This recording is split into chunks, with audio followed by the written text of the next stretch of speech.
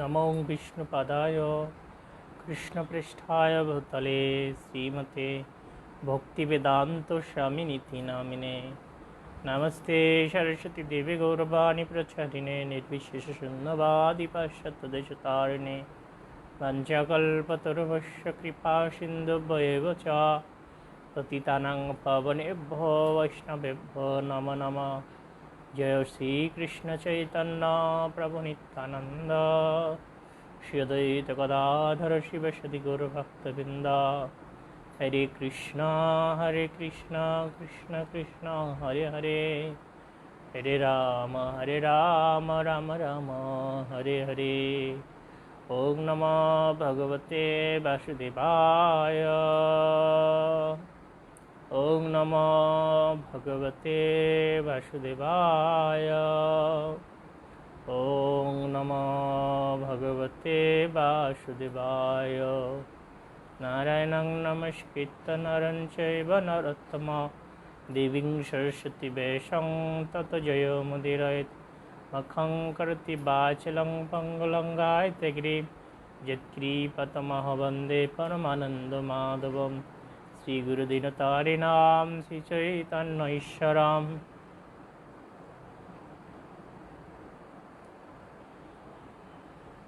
हरे कृष्ण। শুধু ভক্তমণ্ডলী, আপনাদের সকলকে কৃষ্ণপ্রীতির শুভেচ্ছা সাধুবাদ জানাচ্ছি।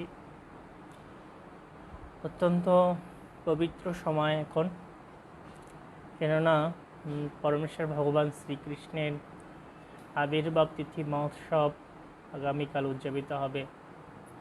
আজকে অধিবাস মহোৎসব। তো এই পবিত্র সময়ে আমরা সকলেই পরমেশ্বর ভগবান শ্রীকৃষ্ণের কৃপা লাভের জন্য অত্যন্ত প্রয়াসী হতে পারি, কেননা ভগবানের আবির্ভাব তিথি অত্যন্ত মাঙ্গলিক এবং এই আবির্ভাব তিথিতে ভগবান অত্যন্ত প্রসন্ন হন তার ভক্তের প্রতি। তো আমরা আমাদের বিশেষ প্রার্থনা ভগবানের কাছে নিবেদন করতে পারি এবং অত্যন্ত সেই গভীর ভাব এবং প্রেম নিয়ে আমরা কৃষ্ণের প্রতি শরণাগত হতে পারি। সর্বোপরি জন্মাষ্টমী ব্রত পালন করতে পারি নিষ্ঠার সহকারে এবং অপরকে এই ব্রত পালনে উদ্বুদ্ধ করতে পারি। তো পরমেশ্বর ভগবান শ্রীকৃষ্ণের মহিমা সর্বশাস্ত্রে বর্ণনা করা হয়েছে। বেদ, পুরাণ, উপনিষদ, গীতা, ভাগবতম, চৈতন্য চৈতামৃত এবং কৃষ্ণ যে ভগবান সেটা স্বয়ং কৃষ্ণ নিজেই সেটা বলেছেন। এবং সর্বোপরি কৃষ্ণ তিনি তার লীলার মাধ্যমে তার পূর্ণ ভাগবতটাকে এই জগতে প্রদর্শন করেছেন। তিনি 7 বছর বয়সে গিরিগোবর্ধন ধারণ করেছিলেন 7 দিন 7 রাত, এবং তার বয়স যখন 6 দিন তখন তিনি পুতনা রাক্ষসীকে হত্যা করেছিলেন। 3 মাস বয়সে তিনি শটাকাসুর, তারপরে এভাবে পর্যায়ক্রমে অঘাসুর, বকাসুর, তৃণাবতাসুরকে তিনি হত্যা করেছিলেন। তিনি কংসকে হত্যা করেছিলেন। কংসের 10,000 হাতির শক্তি ছিল কংসের শরীরে। তো এইভাবে শুধু এক ঘুষি মেরে ভগবান শ্রীকৃষ্ণ কংসকে হত্যা করেছিলেন।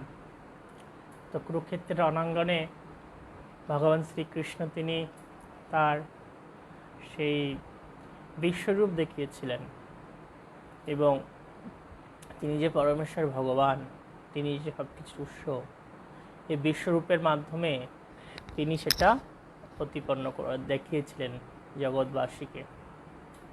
তো এইভাবে ভগবান শ্রীকৃষ্ণ তিনি অনন্ত কোটি লীলা করেছিলেন দাপর যুগে এসে।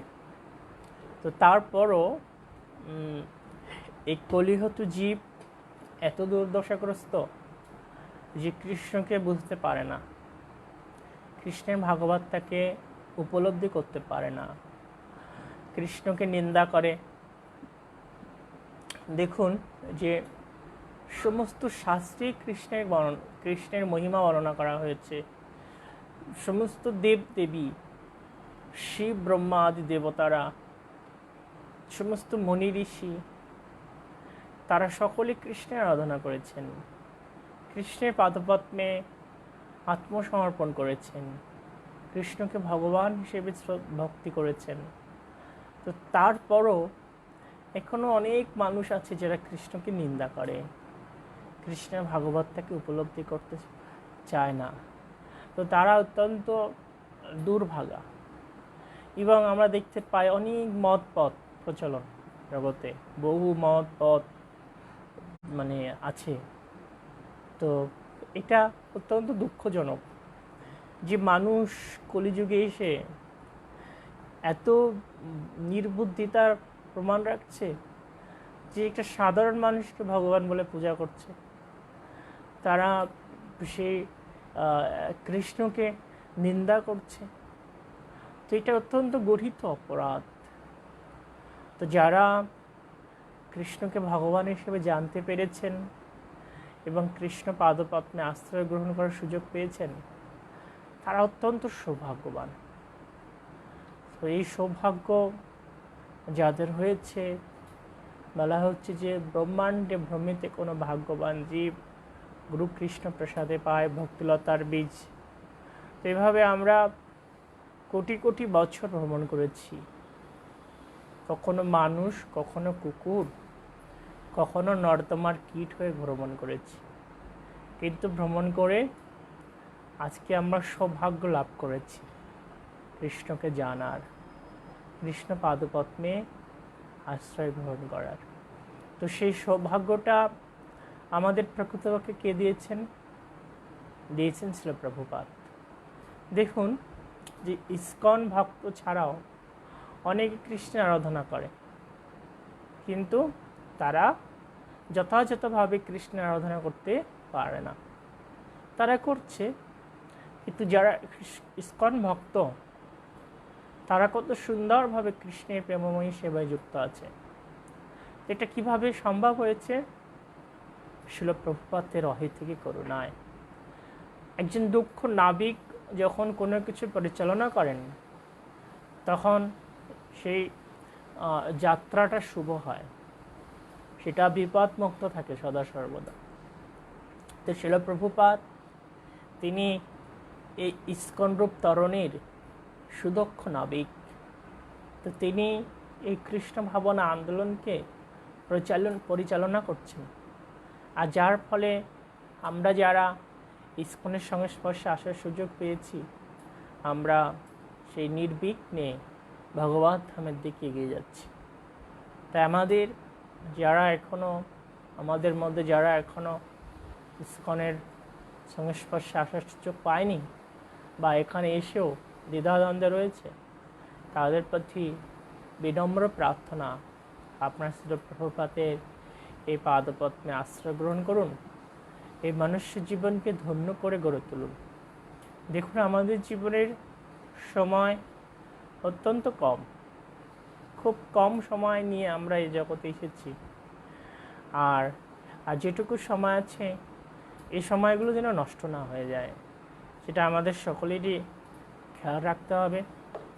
তো আমরা শ্রীমদ্ ভাগবতম শ্রবণ করছি 16 অধ্যায় থেকে। আমরা আবার আলোচনা করব।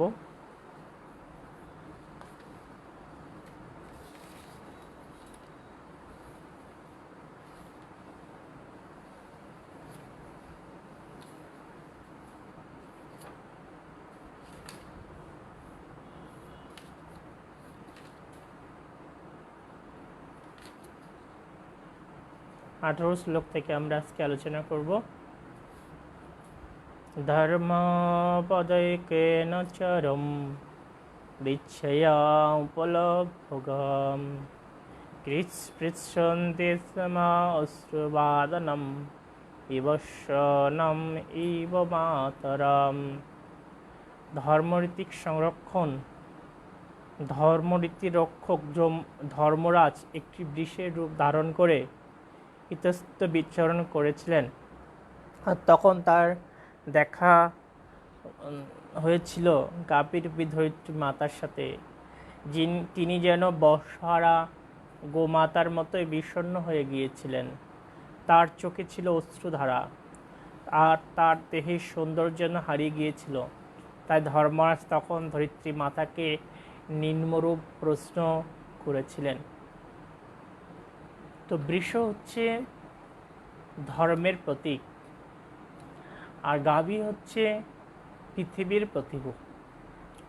তো শিলা প্রভুপাদ তিনি এখানে বলছেন যে এই বৃষ এবং গাভীকে যখন সুন্দরভাবে রক্ষণাবেক্ষণ হবে, তখন জগতের সমস্ত সমস্যা দূর হবে। কিন্তু এই বিশ্ব এবং গাভীকে যখন অত্যাচার করা হবে তাদের উপরে, তখন ব্রাহ্মণ্য সংস্কৃতি নষ্ট হবে। আর এই ব্রাহ্মণ্য সংস্কৃতি নষ্ট হওয়ার ফলে জগতে অরাজকতা, অশান্তি, বিশৃঙ্খলা, দুর্ভিক্ষ, রোগ শোক, মহামারী এগুলো প্রবল আকারে দেখা দেবে। আমরা বর্তমান সময়ে দেখি যে বৃষ এবং গাভীর উপরে খুব অত্যাচার হচ্ছে, আর এই অত্যাচারের ফলে এই মহামারী, এই দুর্ভিক্ষ এটা জগতে বারবার দেখা দিচ্ছে। তো আমাদের এ ব্যাপারে অত্যন্ত সতর্ক হওয়া উচিত, যেন সেই বৃষ এবং গাভী তাদের উপর অত্যাচার না হয়। 19 নম্বর শ্লোক। ধর্মবাচ, ধর্মরাজ শুধালেন, হে মাতা, আপনি কি সম্পূর্ণ কুশলে নেই? আপনাকে কেন দুঃখ ছায়াগ্রস্ত মনে হচ্ছে? আপনার মুখ সামান্য অন্ধকারাচ্ছন্ন দেখাচ্ছে। আপনি কি অন্তরে কোনো আদি ব্যাধিতে কষ্ট পাচ্ছেন, কিংবা কোনো আত্মবন্ধু দূরে চলে গেছে তার কথা ভাবছেন? তো এখানে যে কথোপকথন হচ্ছে সেটা হচ্ছে গাভী এবং বৃষের মধ্যে। তো বৃষ তিনি ধর্ম কি করেছেন, বৃষ তিনি একটা এই ধর্মর সঙ্গে ধর্ম বৃষের রূপ ধারণ করেছেন, আর এই পৃথিবী গাভীর রূপ ধারণ করে একে অপরের সাথে কথা বলছেন। তখন বৃষ, যিনি স্বয়ং ধর্ম, তিনি গাভীকে কথাগুলো বলছেন যে আপনি কেন, আপনার কি কুশলে নেই? কি হয়েছে আপনার? আপনি কেন কষ্ট পাচ্ছেন, কিংবা কোনো আত্মবন্ধু চলে গেছে তার কথা ভাবছেন? তো এই কলিযুগের একটা বিশেষ লক্ষণ হচ্ছে, এই যুগে মানুষ একত্রে বসবাস করতে পারবে না। কি করবে? পরিবার গোষ্ঠী তারা বিচ্ছিন্ন হয়ে থাকবে। বিশেষ করে এই কলিযুগে পিতা পুত্র বা স্বামী স্ত্রী এই বন্ধনটা সুদৃঢ় থাকবে না, মানে একক পরিবার হয়ে যাবে। একক পরিবার হলেও তার মধ্যে আবার ভাগ ভাগ থাকবে, স্বামী স্ত্রী আলাদা আলাদা থাকবে, সন্তান আলাদা জায়গায় থাকবে। এটা কলিযুগের একটা বিশেষ লক্ষণ, যে এই কলিযুগে আত্মীয়তার বন্ধনটা খুব কম, খুব সুদৃঢ় না। তো তারপরে 20 নম্বর শ্লোক। আমার 3টে পা হারিয়েছি, আর আমি এখন মাত্র এক পায়ে দাঁড়িয়ে রয়েছি। আমার এইরকম অবস্থা দেখে আপনি কি দুঃখ করছেন? কিংবা যারা বিধি অমান্যকারী মাংসভোগ শূদ্র, এরপর তারা আমাকে গ্রাস করবে বলে আপনি কি নিদারুণ উদ্বেগকুল হয়েছেন? অথবা বর্তমানে কোনো যজ্ঞ আদি অনুষ্ঠিত হয় না বলে দেবতাদের উদ্দেশ্যে যজ্ঞ উৎসর্গের ভাগ অপহৃত হচ্ছে, তাই আপনি কি ব্যাকুল হয়েছেন? কিংবা দুর্ভিক্ষ এবং অনাবৃষ্টির ফলে জীবদের দুঃখ কষ্টের কথা ভেবে আপনি কি শোকাকুল হয়েছেন? তো এগুলো কলিযুগে ঘটবে। এটা কলিযুগের প্রারম্ভে সেই স্বয়ং ধর্মরাজ তিনি বিশ্বরূপ ধারণ করে এটা বলছেন। কি বলছেন? যে দুর্ভিক্ষ অনাবৃষ্টি হবে, আর দুর্ভিক্ষ অনাবৃষ্টির ফলে জগতের মানুষ কী পাবে? অত্যন্ত দুঃখ কষ্ট ভোগ করবে। তো এখন কলিযুগের সূচনাতে আমরা দেখতে পাচ্ছি যে ঠিকমতো বৃষ্টি হয় না, আবার অনেক বেশি বৃষ্টি হয়, তাই না? ঠিকমতো ফসল উৎপাদন হচ্ছে না, মানুষ এখন অনেকটা অনাহারে আছে, খাদ্যদ্রব্যের অনেক বেশি মূল্য। তারপরে আরেকটা কি বলা হয়েছে যে সঠিক যজ্ঞ হবে না,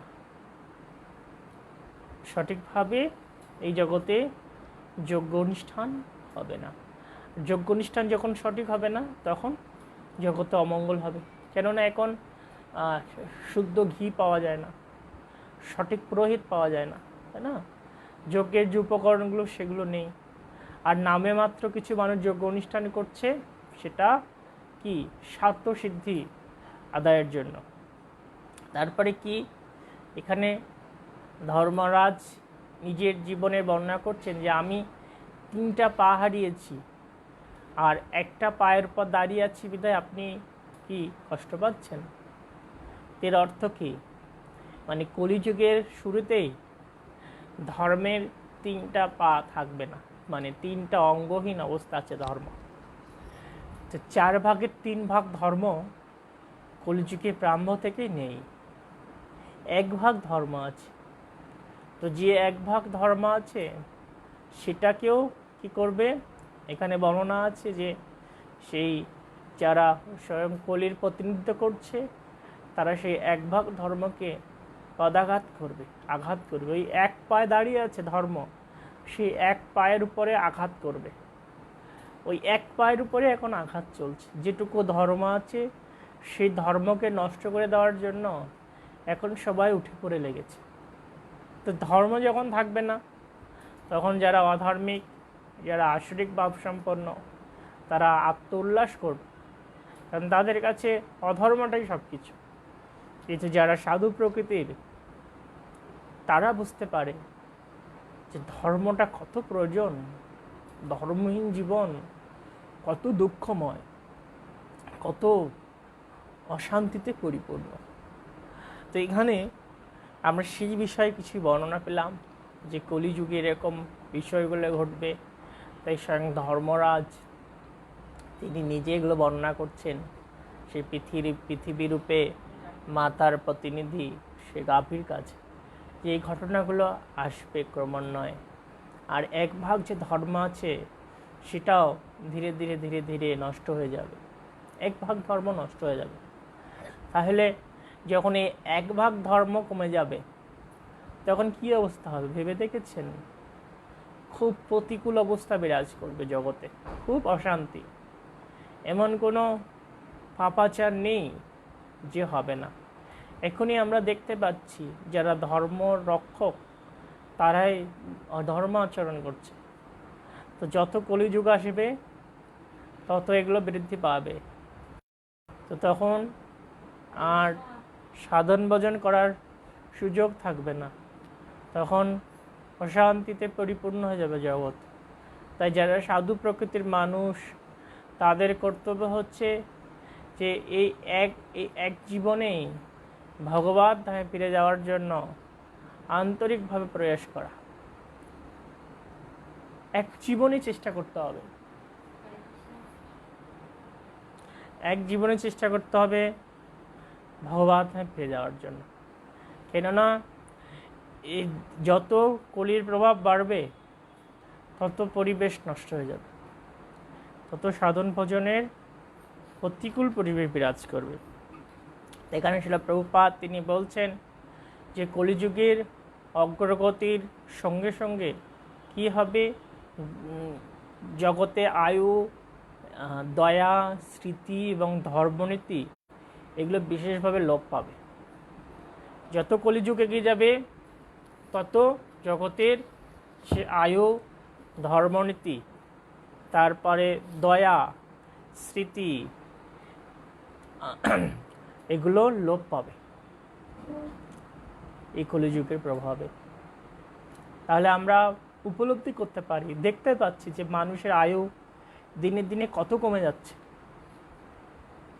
এই কলিযুগে মানুষের আয়ু ছিল 100 বছর, আর সেটাও এখন কমে মানুষ বড়জোর 50-60 বছর বাঁচে। তাহলে ধর্মের যে নির্দেশনা দেওয়া আছে শাস্ত্রে সেগুলো কিন্তু ঘটছে। তারপরে কি বলা আছে, দয়া কমে যাবে কলিযুগের প্রভাবে। কলিযুগ যত অগ্রগতি হবে তত দয়া কমে যাবে। তো এখন দেখছি মানুষের ভিতরে সে দয়া ভাবগুলো নেই। একে অপরের সাথে যে সম্পর্ক রয়েছে মানুষের, সেটা প্রকৃতপক্ষে স্বার্থের উপর ভিত্তি করে রয়েছে। স্বার্থ নেই, সেখানে সম্পর্ক থাকছে না। স্বার্থ আছে, একজন একজনকে দেখছে। যখন স্বার্থর প্রশ্ন থাকছে না, তখন একজন একজনকে দেখছে না। তাহলে আর একটা কি বর্ণনা করা হচ্ছে, স্মৃতি কমে যাবে, মানুষের স্মৃতিশক্তি। এই কলিযুগের প্রভাব যত বৃদ্ধি পাবে তত মানুষ স্মরণশক্তি হারিয়ে ফেলবে। কিছুক্ষণ আগে যেটা ভাববে সেটা আবার একটু পরে ভুলে যাবে। কি ভাবলাম, একটা বিষয় ভেবে বাইরের থেকে ঘরে আসলাম কিছু নেওয়ার জন্য, কিন্তু ঘরে এসে সেটা মনে থাকবে না। তো এইভাবে তারপর ধর্মনীতি কমে যাবে এই কলিযুগের প্রেক্ষিতে। ধর্মনীতি, ধর্মের মূল যে পদগুলো আছে সেগুলো মানুষ উপেক্ষা করবে। মানুষ তার সুবিধার জন্য নতুন নতুন ধর্ম প্রচলন করবে। দেখুন, এখন আমরা দেখতে পাই যে মহাপ্রভু তিনি হরিনাম প্রচার করেছেন, হরিনাম সংকীর্তনকে একমাত্র প্রাধান্য দিয়েছেন। কিন্তু এই হরিনামটাও কীভাবে বিকৃত হচ্ছে, কেউ বলে রাধা কৃষ্ণ রাধেশ্যাম, জয় নিতাই গৌর, এরকম বিভিন্ন রকম নতুন নতুন ফর্মুলা তৈরি করছে। তো এই যে ধর্মনীতি, এগুলো লোপ পাচ্ছে। যেমন এই দীক্ষা অনুষ্ঠান, এটাকে কত হালকা করে দিচ্ছে তথাকথিত সহজিয়া গুরু গোসাইরা, যাকে তাকে দীক্ষা দিচ্ছে। এমনকি বৃন্দাবন থেকে যে সমস্ত মহান্তরা আসছে, তারাও আমিষাহারী ব্যক্তিকে দীক্ষা দিয়ে চলে যাচ্ছে। তো দেখুন, ধর্মের যে নীতিগুলো কিভাবে লঙ্ঘন হচ্ছে। একটা পর্যায়ে এগুলো ছিল না মহাপ্রভুর সময়ে, বা এখান থেকে 200 বছর আগেও এভাবে যাকে তাকে দীক্ষা দেওয়া হতো না। ধর্মের নীতিগুলোকে উপেক্ষা করতে পারতো না। কিন্তু আমরা যত দিন যাচ্ছে তত দেখি যে সব কিছু কত সহজ হয়ে যাচ্ছে, তাই না? মানুষ তার আপন ইচ্ছে মতো ধর্ম তৈরি করছে, একাদশীর ফর্মুলা তৈরি করে দিচ্ছে এক একটা নতুন নতুন, তাই না? ধর্মাচরণের নতুন নতুন ফর্মুলা তৈরি করে দিচ্ছে। তো এইভাবে কলিযুগের প্রভাবে এগুলো দিনে দিনে দিনে দিনে মানুষের আয়ু, দয়া, স্মৃতি, ধর্মনীতি লোপ পাবে। তাই যারা প্রকৃত ধার্মিক তারা কি করেন, তারা এই কলিযুগকে যেভাবে হোক এই এক জীবনে অনেক সুন্দরভাবে ভগবত ভক্তি চর্চা করেন এবং প্রকৃত ধর্মের আশ্রয় গ্রহণ করেন।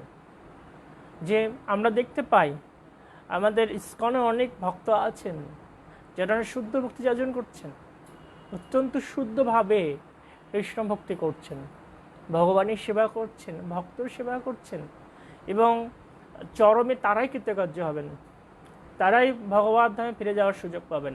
কিন্তু যারা এই ধর্মনীতিকে উল্লঙ্ঘন করছে, ইস্কনের ছায়াতলে এসো, তারা প্রতারিত হবে যমরাজ কর্তৃক, কলি কর্তৃক, মায়া কর্তৃক প্রতারিত হয়ে তাদের এখানে থাকতে হবে। তাই শিল প্রভুপাদ চেয়েছেন যে একটা জীবন যেন আমরা সঠিকভাবে কৃষ্ণভক্তি যাজন করি, একটা জীবন যেন আমরা সেই সমস্ত কপটতা, ছলনা এগুলো বাদ দিয়ে ভগবানের পৃথিবীদানের জন্য, ভগবানের সেবার জন্য যেন একটা জীবন আমরা উৎসর্গ করি। তো এইভাবে আমরা চেষ্টা করলে অবশ্যই আমরা ভগবত ধামে ফিরে যাওয়ার সুযোগ পাব।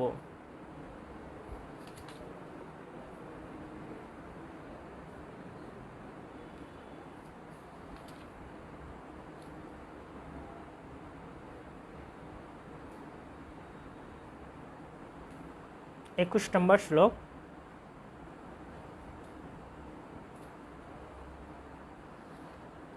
কাণ্ডজ্ঞান বর্জিত মানুষদের দ্বারা পরিত্যক্ত অবস্থায় আশ্রয়হীন অসুখী স্ত্রীলোক এবং শিশুদের জন্য আপনি কি করুণা অনুভব করছেন? কিংবা ধর্মনীতি বিরোধী কার্যকলাপে মত্ত ব্রাহ্মণদের দ্বারা বাগদেবী পরিচালিত হচ্ছে বলে কি আপনি অসন্তুষ্ট হয়েছেন?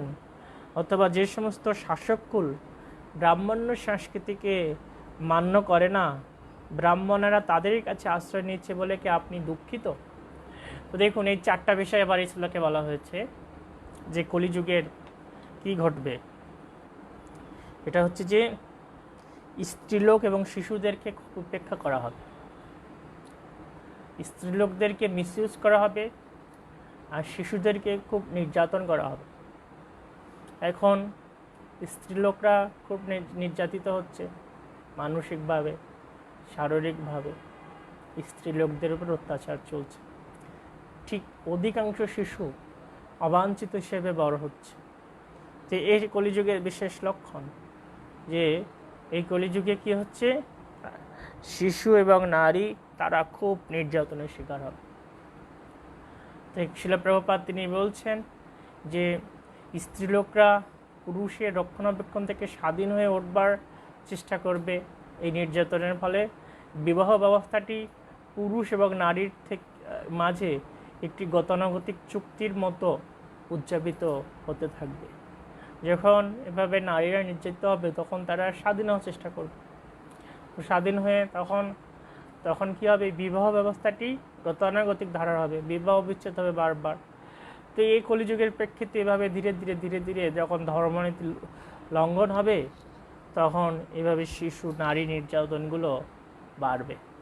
আর এখানে কি বলা হয়েছে যে ব্রাহ্মণরা তারা কি করবে, তারা ব্রাহ্মণ্য সংস্কৃতিকে মান্য করে না এমন শাসক গোষ্ঠীকে তোষামত করবে। যারা ব্রাহ্মণ তারা এরকম কার্যে যুক্ত হবে, যারা অসৎ চরিত্রের অধিকারী তাদেরকে তোষামত করবে। শিক্ষা আর অসৎ চরিত্রের সমন্বয় সম্ভব না, কিন্তু কলিযুগে তা যুগবদ্ধভাবে হবে।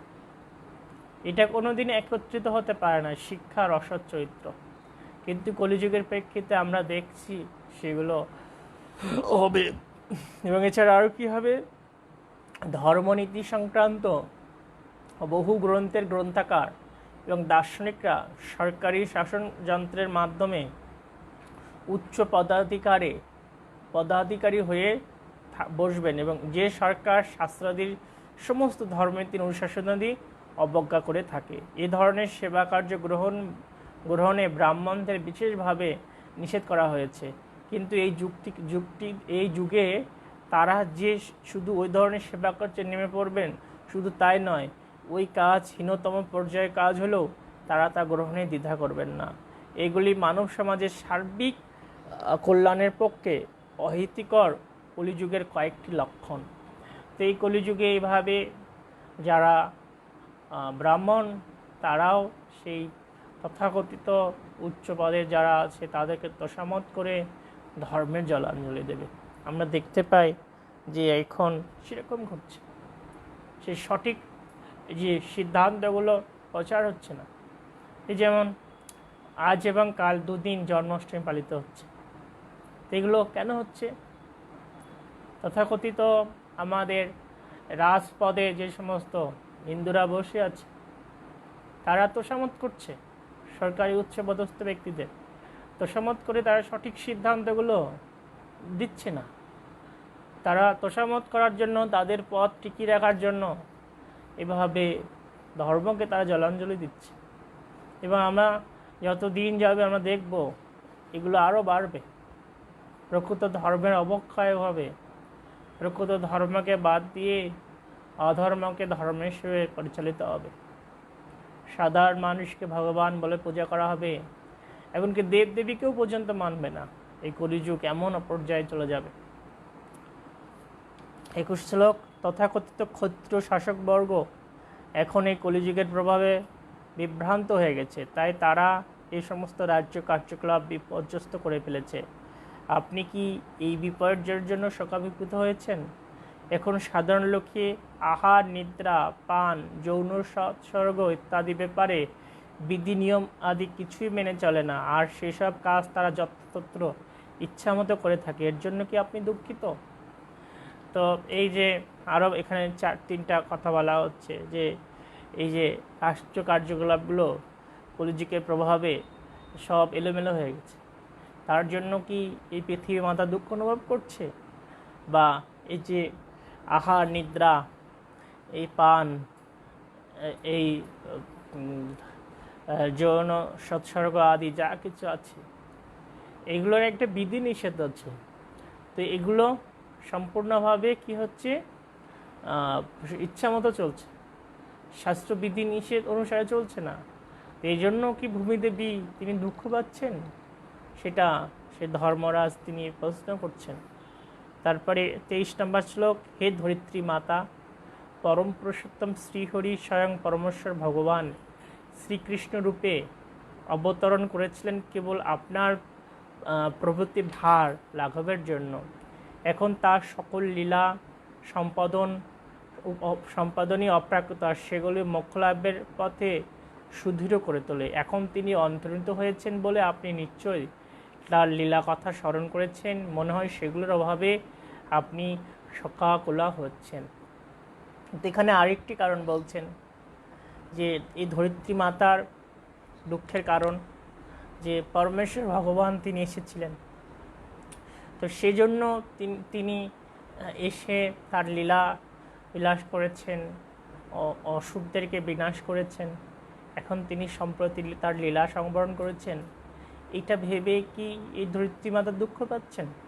দেখুন যে কৃষ্ণ যখন এসেছিলেন তখন তিনি প্রথমে কোথায় ছিলেন? গোকুলে, তারপরে বৃন্দাবন, তারপরে তিনি সেই মথুরা ছিলেন, মথুরা থেকে দ্বারকায় গিয়েছিলেন। কিন্তু যখন বৃন্দাবন ছেড়ে তিনি দ্বারকায় চলে গিয়েছিলেন তখন ব্রজবাসীদের জীবনে দুঃখের কোনো শেষ ছিল না।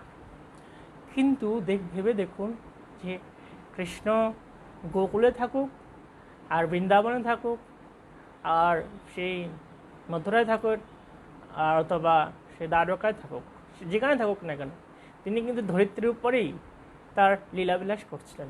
আর এই ধরিত্রী মাতা তিনি সেই কৃষ্ণের পদস্পর্শে ধন্য হচ্ছিলেন, কিন্তু কৃষ্ণ তিনি লীলা সংবরণ করে চলে গেলেন। তো এটা সব থেকে বেশি দুঃখ কে পেয়েছিলেন এই জগতে? এই ধরিত্রী মাতা। তিনি কৃষ্ণ বিরহ তার সহ্য করতে সব থেকে বেশি কষ্ট হয়েছে, বেশি ধৈর্য ধারণ করতে হয়েছে। তো সেটা এখানে সেই ধর্মরাজ তিনি ধরিত্রী মাতাকে জিজ্ঞাসা করছেন যে এই জন্যই কি আপনি কষ্ট পাচ্ছেন? হে মাতা বসুন্ধরা, সকল ঐশ্বর্যের আপনি আধার, অনুগ্রহ করে আপনার মনোতাপের মূল কারণ আমাকে বলুন, যার ফলে আপনি দুঃখ ক্লেশে জর্জরিত হয়ে এমন দুর্বল ক্ষীণতনু হয়েছেন। আমার মনে হয় কালের দারুণ প্রভাব যা অতি বলিষ্ঠকে পরাভূত করে, তার দ্বারাই আপনার সমগ্র সৌভাগ্য অপহৃত হয়েছে, যে সৌভাগ্য দেবতাদের দ্বারাও বন্দিত হতো। তো এখানে 24 শ্লোকে এসে সেই কী সিদ্ধান্ত আলোচনা করছেন? বলছেন যে কালের প্রভাবে আপনার সৌভাগ্যটা কি নষ্ট হয়েছে? যার এই কাল এত ভয়াবহ, সব কিছুকে বিনাশ করে। এভাবে নানা প্রশ্ন জিজ্ঞাসা করছেন। সেই ধরিত্রী দেবীকে এই দুঃখ ভারাক্রান্ত দেখে সেই ধর্মরাজ তিনি এভাবে একটার পর একটা প্রশ্ন জিজ্ঞাসা করেছেন। তো 25 নম্বর শ্লোক থেকে এখন সেই ধরিত্রী মাতা তিনি তার সেই প্রশ্নগুলো উত্তর দেবেন যে কেন তার মনে এই দুঃখ। তো প্রকৃতপক্ষে আসলে এই ধরিত্রী দেবী তিনি অত্যন্ত দুঃখে ভারাক্রান্ত, আর দুঃখে ভারাক্রান্ত রয়েছেন বিদায় আজকে আমরা সবাই দুঃখ লাভ করছি, আমরা প্রতি মুহূর্তে কষ্ট পাচ্ছি, অশান্ত পাচ্ছি। কারণ ধরিত্রীর বুকে ধরিত্রী তার দেহে আমাদেরকে ধারণ করে রেখেছেন। তিনি যদি অসন্তুষ্ট থাকেন তাহলে আমরা কীভাবে সুখ আস্বাদন করব? তো 25 শ্লোকে বলা হয়েছে যে ধরিত্রী তাই ধর্মরাজকে উত্তর দিলেন, হে ধর্মরাজ, আমার কাছে যা কিছু জানতে চেয়েছেন তা সবই আপনি নিশ্চয় জানেন। ওই সমস্ত প্রশ্নেরই আমি উত্তর দেওয়ার চেষ্টা করব। একদা আপনিও 4টি পদের উপর অধিষ্ঠিত ছিলেন এবং পরমেশ্বর ভগবানের কৃপায় সারা বিশ্ব ব্রহ্মাণ্ডের সুখ বর্ধন করেছিলেন। তা প্রথমে ধরিত্রী দেবী তিনি বলছেন যে ধর্মরাজকে বলছেন যে আপনিও 4টা পায়ের উপর দাঁড়িয়ে থাকতেন, সুখে আসীন ছিলেন, কিন্তু আপনার সেই সৌভাগ্য এখন নষ্ট হয়েছে, আপনার 3টি পা নষ্ট হয়ে গেছে। তো ধর্মের 4টি স্তম্ভ আছে, আমরা অনেকে জানি, সত্য, দয়া, তপ এবং সূচি। তো কলিযুগে সত্যযুগের শুরুতেই 4টি স্তম্ভ পূর্ণভাবে ছিল, আর ত্রেতা যুগে ধর্মের এক অঙ্গ নষ্ট হয়ে গিয়েছিল, আর দাপর যুগে 2 অঙ্গ নষ্ট হয়ে গেছিল ধর্মের। আর এই কলিযুগে ধর্মের 3 অঙ্গই নেই, আর একটা অঙ্গ আছে, সেটাও ধীরে ধীরে ধীরে ধীরে নষ্ট হয়ে যাবে। তো কলিযুগে ধর্মের একটা অঙ্গ আছে, সেটা হচ্ছে সত্য। এই অঙ্গটা এখনও আছে, তো সেটা আস্তে আস্তে আস্তে আস্তে হানি হবে, কলি সেটাকে ধীরে ধীরে ধীরে ধীরে নষ্ট করে দেবে। তো এই 4টে স্তম্ভ যখন পূর্ণমাত্রায় থাকে, তখন কি হয়, এখানে সেই পৃথিবী মাতা তিনি বলছেন পূর্ণ আনন্দ ধর্ম লাভ করতেন। কিন্তু এখন যেহেতু স্তম্ভ নেই, ধর্ম নিজেই আনন্দ লাভ করতে পারছেন না। তো এর থেকে আমরা কি সিদ্ধান্ত গ্রহণ করতে পারি ব্যক্তি জীবনে? সিদ্ধান্তটা হচ্ছে যে যার ব্যক্তি জীবনে 4টে স্তম্ভ আছে, তার মধ্যে ধর্ম পরিপূর্ণভাবে থাকবে, এবং তিনি তখন কি পাবেন? 4টি স্তম্ভ থাকার জন্য তিনি আনন্দ পাবেন। আর যার ভিতরে ধর্মের স্তম্ভগুলো নাই, তিনি সুখী হতে পারবেন না। তাহলে বুঝতে পারা গিয়েছে সুখ কীভাবে আমরা পাবো? এই 4টি স্তম্ভ যখন আমাদের মধ্যে সুদৃঢ়ভাবে থাকবে। তো 4টে স্তম্ভ কীভাবে থাকে? 4টা পাপ কর্ম করলেই 4টি স্তম্ভ নষ্ট হয়ে যায়। 1 হচ্ছে আমিষ আহার, 2 হচ্ছে নেশা করা, 3 হচ্ছে অবৈধ স্ত্রী সঙ্গ করা, 4 হচ্ছে জুয়া খেলা। এই 4টা পাপ কর্ম। এই 4টা পাপ কর্ম যখন কেউ করে, তখন তার ভিতর ধর্ম থাকে না। নেশা করা, জুয়া খেলা, অবৈধ স্ত্রী সঙ্গ করা, আর হচ্ছে জীবহিংসা করা। তো এখন বর্তমান সমাজে মানুষের মধ্যে এই 4টে স্তম্ভ, এগুলো ম্যাক্সিমাম মানুষদের মধ্যে নেই, ম্যাক্সিমাম। আর যার ফলে এত কিছু আছে জগতে সুখী হওয়ার জন্য, বিলাসবহুল বাড়ি, বিলাস মানে অত্যন্ত সুস্বাদু খাবার, এত আরামায়েশের ব্যবস্থা, তারপরও মানুষের কাঙ্ক্ষিত সুখ নেই। তার কারণ হচ্ছে এটাই যে ধর্মের স্তম্ভগুলো তাদের মধ্যে অনুপস্থিত। তাই যারা পরিপূর্ণ সুখী হতে চায়, তাদের এই 4টি স্তম্ভ সুদৃঢ় থাকতে হবে। তো অ্যাকচুয়ালি আমরা সমাজে সকলের ক্ষেত্রে এগুলো প্রয়োগ করতে পারবো না, কিন্তু এটা নিজের জীবনে আমরা প্রয়োগ করতে পারি। এই ধর্মের 4টি স্তম্ভ, এটা যখন আমরা পরিপূর্ণভাবে পালন করব, তখন আমরা আনন্দ পাব। তাই আমাদের কখনো অবৈধ স্ত্রী সঙ্গ করা উচিত না, নেশা করা উচিত না, জুয়া খেলা উচিত না, তাই না? এবং আমিষ আহার করা উচিত না। তো এই 4টি স্তম্ভ যখন আমি আমার ব্যক্তি জীবনে আমি সুন্দরভাবে সংরক্ষণ করব, তখন দেখা যাবে যে আমার জীবনটা ক্রমান্বয়ে আনন্দময় হয়ে উঠবে। তো এইভাবে আমরা চেষ্টা করতে পারি, এবং যারা 4টা বিধিবিধানকে সুন্দরভাবে পালন করছে, তাদের জীবনটা আমরা দেখতে পারি যে তারা কত আনন্দময় জীবনে আছে। আমরাও এই জীবনে যেতে পারবো যদি আমরা চেষ্টা করি। এছাড়া অন্য কোনো উপায় নেই। সেটা আমরা এই ভাগবতমে এই শ্লোক থেকে জ্ঞান লাভ করতে পারি। এখন আমরা 26 থেকে 30 শ্লোকের অনুবাদ শ্রবণ করব। আপনারা সবাই একটু মন দিয়ে শুনবেন। তার মধ্যে অধিষ্ঠিত রয়েছে সত্যবাদিতা, সুচিতা, অন্যের দুঃখে অসহনীয়তা, ক্রোধ সংযমের ক্ষমতা, অল্পে তুষ্টি, ঋজুতা, মনের অচঞ্চলতা, বাহ্যেন্দ্রিয়ের সংযম, কর্তব্য অকর্তব্যের দায়িত্ব জ্ঞান, সাম্যবাদ, সহনশীলতা, শত্রু মিত্র ভেদাভেদ শূন্যতা, বিশ্বস্ততা, জ্ঞান, ইন্দ্রতৃপ্তিতে বিতৃষ্ণা, নেতৃত্ব, শৌর্য, প্রভাব, সব কিছু সম্ভব করার ক্ষমতা, যথাযথভাবে দায়িত্ব কর্তব্য পালনের দক্ষতা, সম্পূর্ণ স্বাতন্ত্রতা, কর্মকুশলতা, সম্মুখ সৌন্দর্যের সম্পূর্ণতা, উদ্বেগহীন ধৈর্য, মৃদুতা, অভিনবত্ব, ভদ্র স্বভাব, মুক্ত হস্তে দান দাক্ষিণ্য, দৃঢ় প্রতিজ্ঞা, সকল জ্ঞানের পরিশুদ্ধি, যথার্থ কর্মপ্রয়াস, সকল ভোগ্যবস্তুতে অধিকার, উৎফুল্লতা, শৌর্য, নির্বস্বলতা, যশ, মাননীয়তা, গর্বশূন্যতা, ভগবত্তা, নিত্যতা এবং অন্যান্য আরও অনেক অপ্রাকৃত গুণ বৈশিষ্ট্য আদি যা নিত্য বিরাজমান ও সেগুলোই কখনো তার থেকে বিচ্ছিন্ন করা যায় না।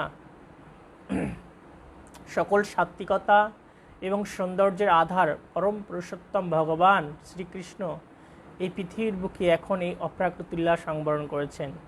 তার অপ্রকটকালে কলিযুগ সর্বত্র তার প্রভাব বিস্তার করছে, তাই আমি এই পরিস্থিতি লক্ষ্য করে দুঃখিত হচ্ছি।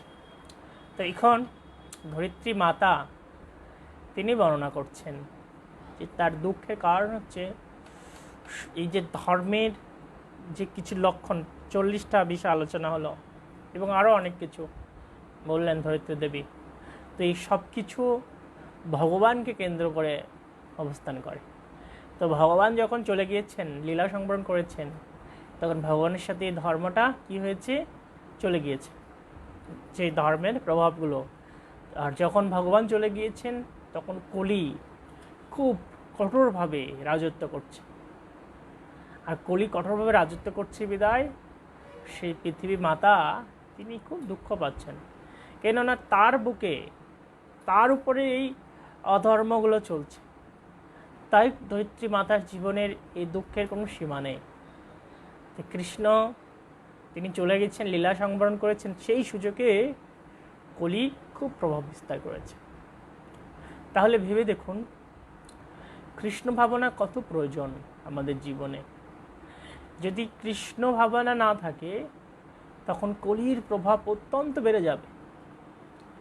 তো কৃষ্ণ তিনি চলে গিয়েছেন, তার লীলা সংবরণ করেছেন, কিন্তু তিনি এই কলিযুগে নাম রূপে প্রকাশিত হয়েছেন, তিনি বিগ্রহ রূপে প্রকাশিত হয়েছেন এবং এই শ্রীমদ্ ভাগবতম রূপে প্রকাশিত হয়েছেন। তো যখন কেউ এই শ্রী বিগ্রহের আরাধনা করবে, ভগবানের দিব্য নামের পূজা করবে, তাই না, এবং কি করবে, এই শ্রীমদ্ ভাগবতম অধ্যয়ন করবে, শ্রবণ করবে, তখন তার জীবনে কলি আঘাত আনতে পারবে না, তার জীবনযাত্রায় কলি ব্যাঘাত ঘটাতে পারবে না। তখন তার জীবনটা কি হবে, আনন্দময় হবে। কিন্তু যখন কেউ এই যে শিববিগ্রহের আরাধনা, দিব্য নামের পূজা বা দিব্য নামের কীর্তন এবং শ্রীমদ্ ভাগবতম শ্রবণ কীর্তন এগুলোর সংস্পর্শ থাকবে না, তখন তার জীবনে কলি খুব প্রভাব বিস্তার করবে এবং তার জীবনটা নাস্তানুবাদ করে দেবে। তার জীবনটা তখন কি হবে, এলোমেলো হয়ে যাবে। তো এটাই স্বাভাবিক, এটাই হচ্ছে। তার শুধু ভক্তমণ্ডলী যারা জীবনটাকে সুন্দর করতে চায় তাদের এই 3টা সংস্পর্শে থাকতে হবে: ভগবানের দিব্য নাম, শিববিগ্রহের আরাধনা এবং এই শ্রীমদ্ ভাগবতম অধ্যয়ন এবং শ্রীমদ্ ভাগবতম শ্রবণ।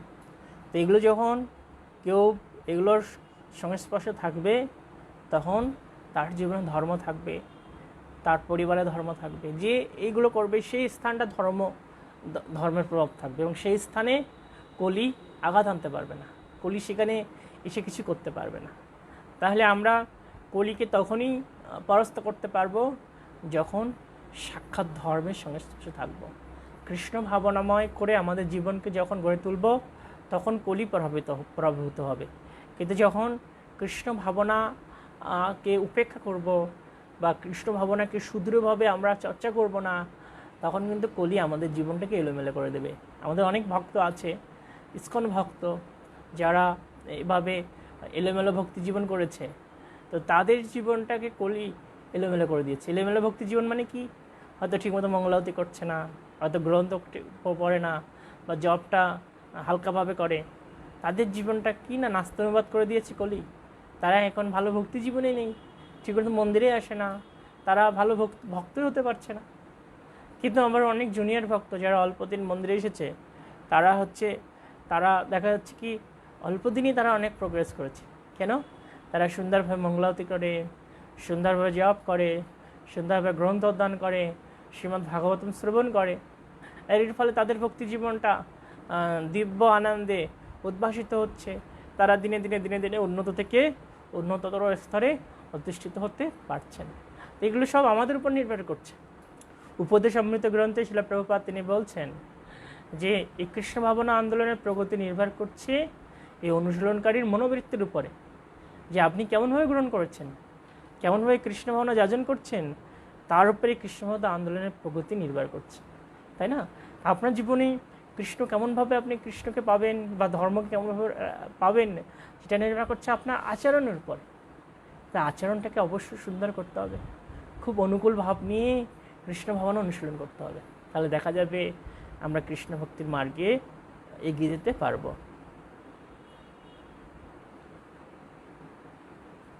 এখানে শিল প্রভুপাদ বলছেন শুদ্ধ ভক্তের কর্তব্য হলো ভগবান এবং ভগবানের যথার্থ প্রতিনিধি গুরুদেব প্রদত্ত নির্দেশ পালনে স্থির হওয়া। পরমেশ্বর ভগবান কিংবা পরমেশ্বর ভগবানের যথার্থ প্রতিনিধি যিনি পারমাত্মিক দীক্ষাগুরু শুদ্ধ ভক্তের উপরে যে কর্তব্য পালনের দায়িত্ব দিয়ে থাকেন, যা সুস্পষ্টভাবে সম্পূর্ণ করাই শুদ্ধ ভগবত ভক্তের কাজ। বাকিটা পরমেশ্বর ভগবানের দ্বারাই নির্বিঘ্নে সুসম্পন্ন হয়ে থাকে।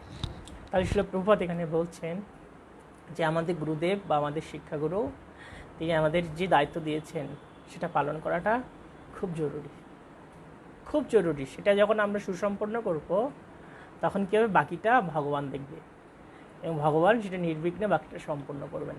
তাহলে আমাদের প্রথম কাজ কি, আমাদের গুরু প্রদত্ত নির্দেশগুলোকে পুঙ্খানুপুঙ্খানুভাবে পালন করা। 31 শ্লোক।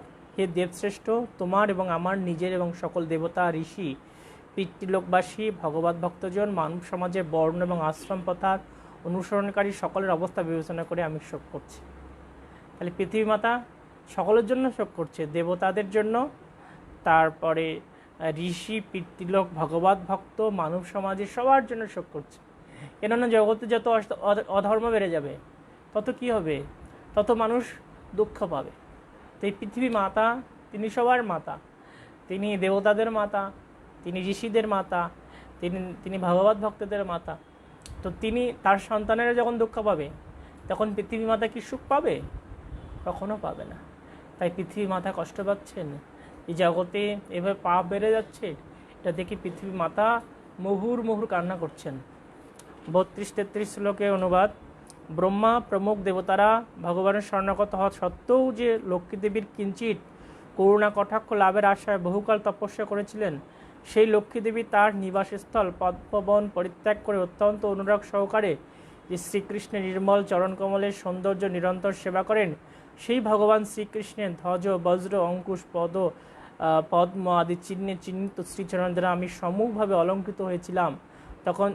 তখন ত্রিলোকের সমস্ত সৌন্দর্যের আমার সৌন্দর্যের কাছে পরাজিত হয়েছিল, কেননা আমি তখন ভগবানের কাছ থেকে বিভূতি লাভ করেছিলাম। তারপর যখন সেই বিভূতি নাশের সামান্য উপস্থিত হলো তখন আমার বড় গর্ব হয়েছিল। বোধহয় সেই গর্ব খর্ব করার জন্যই ভগবান আমাকে ত্যাগ করেছেন। তো এখানে পৃথিবী মাতা তিনি শিক্ষা দিচ্ছেন যে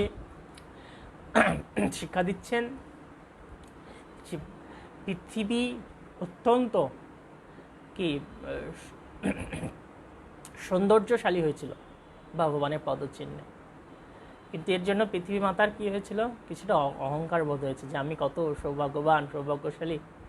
তো পৃথিবী মাতা তিনি তার তিনি নিজের দৈন্যতা প্রকাশ করছেন, হয়তো আমার সেই অহংকারের জন্যই ভগবান আমাকে ছেড়ে চলে গিয়েছেন, আর তার জন্য আমার এত দুঃখ। তো আমাদের জীবন এটাই, সে ভগবানকে যদি আমরা উপলব্ধি করতে পারি তাহলে সুখ হবে, আর ভগবানকে যদি উপলব্ধি না করতে পারি, তাকে যদি বুঝতে না পারি, তাহলে জীবনে দুঃখ হবে। তাহলে দুটো বিষয়, যদি ভগবানকে আমরা কতটুকু গ্রহণ করেছি আর ভগবানকে আমরা কতটুকু হারিয়ে ফেলেছি।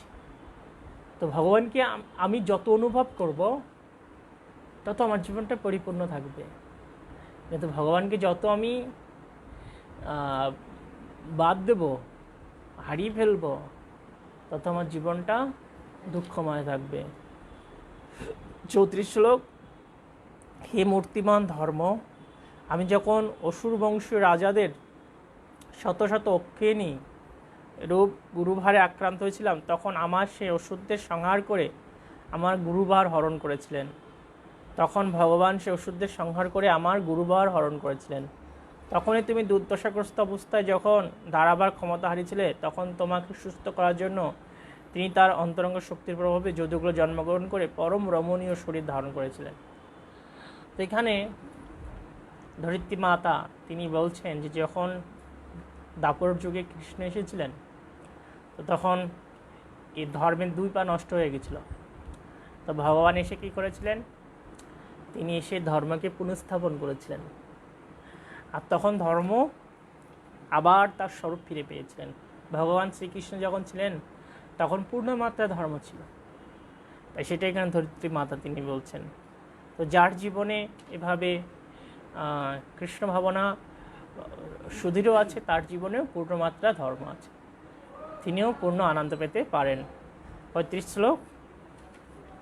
যিনি প্রেমপূর্ণ অবলোকন, রুচির হাস্য, মধুর সম্ভাষণ করলে সত্যভাম প্রভৃতি মধু মানিনী কামিনী গন্ধৈর্য মান হারাতেন, যার চরণ চিহ্ন অলঙ্কৃত হয়ে এবং চরণ স্পর্শ অনুভব করে আমার অঙ্গ পুলকিত হতো, সেই পুরুষোত্তম ভগবানের বিরহ কে সহ্য করতে পারে। 36 শ্লোক। পৃথিবী এবং ধর্ম যখন পরস্পর এভাবে কথোপকথন করছিলেন, তখন পরীক্ষিত নামক রাজস্বী পূর্ব দিক বাহিনী সরস্বতী নদীর তীরে উপস্থিত হলেন। আজকে 36 শ্লোক দিয়ে এই অধ্যায় শেষ হচ্ছে। তো দেখুন যে ধরিত্রী মাতা তিনি কি বলছেন, যে সেই পুরুষোত্তম ভগবানের বিরহ কে সহ্য করতে পারে। আসলে যার হৃদয়ে কৃষ্ণ চেতনা পুনর্জাগরণ হয়েছে, বা কৃষ্ণকে যিনি বুঝতে পেরেছেন, তিনি কৃষ্ণকে ছাড়া থাকতে পারেন না। কৃষ্ণ ভাবনা ছাড়া তার জীবন অন্ধকারের মতো। তাই এমনভাবে আমাদের জীবনকে গড়ে তুলতে হবে যেন আমরা কৃষ্ণ চেতনায় নিজেকে তন্ময় করে রাখতে পারি। এভাবে আমরা ভগবানের কাছে প্রার্থনা নিবেদন করতে পারি। তো আগামীকাল হচ্ছে জন্মাষ্টমী মহোৎসব। তো আমরা ভগবানের কাছে প্রার্থনা করতে পারি। আমাদের অনেক অপরাধ আছে, অনেক অপূর্ণতা আছে, তো আমরা বিশেষভাবে ভগবানের কাছে শরণাগত হয়ে ভগবানকে আমাদের মনের সব কথাগুলো জানাতে পারি। এই ভগবানের কাছে গভীর প্রার্থনা করতে পারি যেন আমরা তার পাদপদ্মেই আমাদের জীবনকে সঁপে দিতে পারি, তার ভক্ত সেবায় নিজেকে যুক্ত রাখতে পারি, তার মহিমা প্রচার করতে পারি, তার মহিমা শ্রবণ করতে পারি। এভাবে আমরা আগামীকাল এবং আজ, এবং শুধু আজ এবং আগামীকালেই নয়, সারা জীবনে প্রার্থনা করতে পারি, হে ভগবান, তুমি তোমার শ্রীচরণে আমাকে আশ্রয় দান করো, তোমার ভক্ত সেবার অধিকার দান করো, আমি যেন তোমার মহিমা প্রচার করতে পারি, আমি যেন তোমার মহিমা শ্রবণ করতে পারি। এভাবে আমরা প্রতিদিনই ভগবানের কাছে প্রার্থনা করতে পারি। এভাবে ভগবান অবশ্যই কোনো না কোনো দিন আমাদের প্রার্থনা শুনবেন। সরঙ্গ শরণাগতি হইবে যাহার, তাহারও প্রার্থনা শুনে শ্রীনন্দ কুমার এই প্রার্থনা শুনবেন। তো আগামীকাল যেহেতু জন্মাষ্টমী মহোৎসব, আমরা কালকের বিকালে পাঠটা বন্ধ রাখবো। পরশু দিন আবার হবে পাঠ, বৃহস্পতিবার। আপনারা সুন্দর করে আগামীকাল জন্মাষ্টমী ব্রত করবেন। জন্মাষ্টমী ব্রত নিয়ম হচ্ছে নির্জলা উপবাস করা, কালকে দিন এবং রাত নির্জলা থাকা নিয়ম। কিন্তু কেউ যদি সেটা পেরে না ওঠে, তখন তিনি ফল ফলারি খেতে পারেন, কিন্তু নির্জলা থাকলে বেশি মঙ্গল। তো যার শরীর ভালো নেই, তিনি ফল আদি খেয়ে একাদশীর মতো ব্রত করতে পারেন। এই জন্মাষ্টমী মহোৎসব একটা ব্রত পালন করলেই হাজার হাজার ব্রত পালন, অন্যান্য ব্রত পালনের ফল হয়। তো সবাই নিষ্ঠা সহকারে ব্রত পালন করবেন এবং ভগবানের কাছে প্রেম মুক্তি লাভ করার জন্য আন্তরিকভাবে প্রচেষ্টা করবেন। এমনভাবে প্রার্থনা করবেন ভগবানের কাছে যে ভগবান, আমার জীবনটা যেন সুন্দর হয়। যারা এখনও পূর্ণভাবে প্রসাদভোজী হতে পারেননি, তারা প্রার্থনা করতে পারে যে ভগবান, আজকে থেকে যেন আমি প্রসাদভোজী হতে পারি। যারা প্রসাদভোজী হয়ে গেছে তারা প্রার্থনা করতে পারে, হে ভগবান, আমার জীবনের যে দোষগুলো আছে যেন আর সেগুলো আমি না করি। এইভাবে আমরা আমাদের জীবনের দৈন্যতাগুলো, অপূর্ণতাগুলো, যেগুলো ভগবত ভক্তির পথে বাধা আছে, সেগুলো ভগবানকে জানাতে পারি এবং জানিয়ে প্রতিজ্ঞা করতে পারি, প্রার্থনা করতে পারি যেন সেই ভুলগুলো বারবার যেন না হয়। হরে কৃষ্ণ। শিলা প্রভুপাদ কি জয়, সমস্ত ভক্তমণ্ডলী কি জয়, অনন্তরা শ্রীমদ্ ভাগবতম কি জয়। তো আপনাদের সকলের নিমন্ত্রণ ইস্কন খুলনাতে আসার জন্য, জন্মাষ্টমী উৎসব দর্শন করার জন্য। হরে কৃষ্ণ।